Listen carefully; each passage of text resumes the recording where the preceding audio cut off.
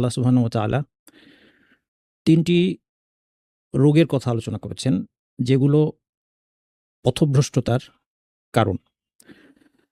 এই আয়াতগুলো এসেছে বনু ইসরাইল বা ইহুদিদের প্রসঙ্গে, এবং ইহুদিদের ক্ষেত্রে এই রোগটা, এই অন্তরের এই রোগগুলো একেবারে খুব মারাত্মক পর্যায়ের ছিল। খুব কঠিন রোগ হিসেবে সেগুলো তাদের অন্তরে গেড়ে বসেছিল, এবং তার ফলশ্রুতিতে তাদের কী পরিণতি হয়েছে সেটা আমরা দেখব। এবং আমাদের অন্তরে যেন এই রোগ গেড়ে বসতে না পারে, সেজন্য আমাদেরকে সতর্কতা অবলম্বন করতে হবে। যদি এই আয়াতগুলো থেকে আমরা নিজেদের জন্য শিক্ষা না নিই, তাহলে আমরা উপকৃত হতে পারলাম না। এখানে শুরুতে একটা জিনিস বলে নিতে হয় যে কোনো রোগ, আমরা যদি শারীরিক রোগের কথা বলি, যে আমাদেরকে যখন ডক্টররা সতর্ক করেন যে আপনারা এই খাবার খাবেন না, এই খাবার খেলে আপনাদের ক্যান্সার হবে, তার মানে কিন্তু এই না যে এই খাবারগুলো একবার খাওয়া মাত্র ক্যান্সার হয়ে যাবে।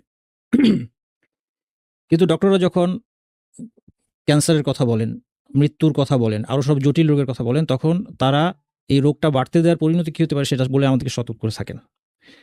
তো সেই জন্য ওই শেষ পরিণতি চিন্তা করেই কিন্তু আমরা শুরু থেকেই সতর্ক হই যে এই রোগ আমার দেহে যেন কোনোভাবে দানা বাঁধতে না পারে।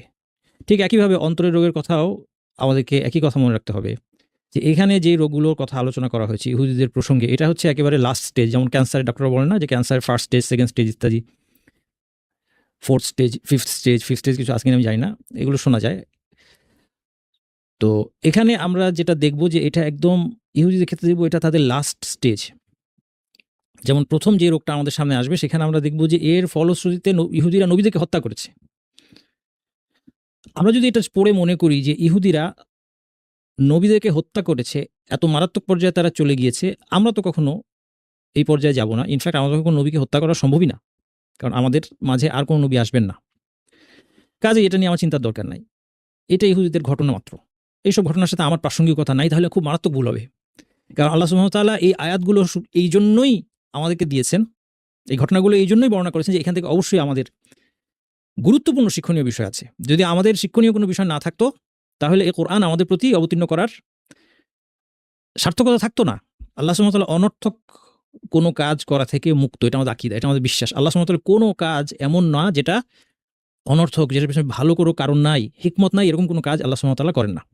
কাজেই আল্লাহ সুবহানাহু ওয়া তাআলা যে কোরআন অবতীর্ণ করেছেন,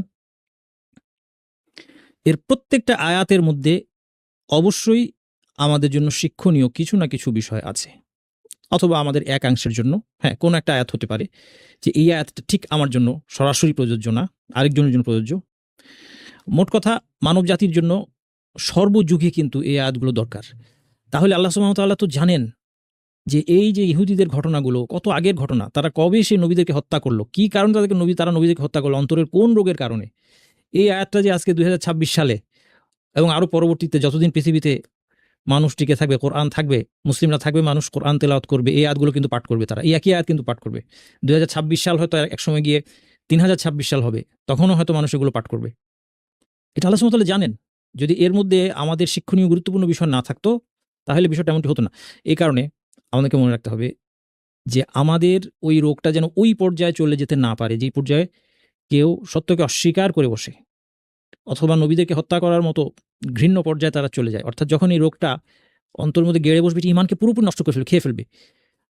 মুসলিম হিসেবে আমাদের সতর্কতা হবে যে আমরা এই রোগটাকে সেই সুযোগ আমরা দেব না।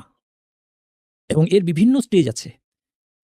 এই রোগটা যদি অল্প পর্যায়ে আমার অন্তরের মধ্যে দানা বাঁধে, তাহলে ইমানকে ক্ষতি করবে, ইমানকে কমিয়ে দিবে, আমার আমলকে নষ্ট করে দিবে, আমাকে শাস্তির যোগ্য করে তুলবে।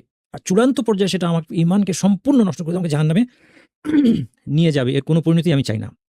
তো কাজেই এই রোগগুলোর কিন্তু মেজর স্টেজ এবং মাইনর স্টেজ আছে। এবং ওয়াল্লাহি বিশ্বাস করেন, আজকে যে রোগগুলো আমরা দেখব, যেটা ইহুদিদের প্রসঙ্গে অবতীর্ণ হয়েছে, আমার আপনার মধ্যে এগুলো আছে।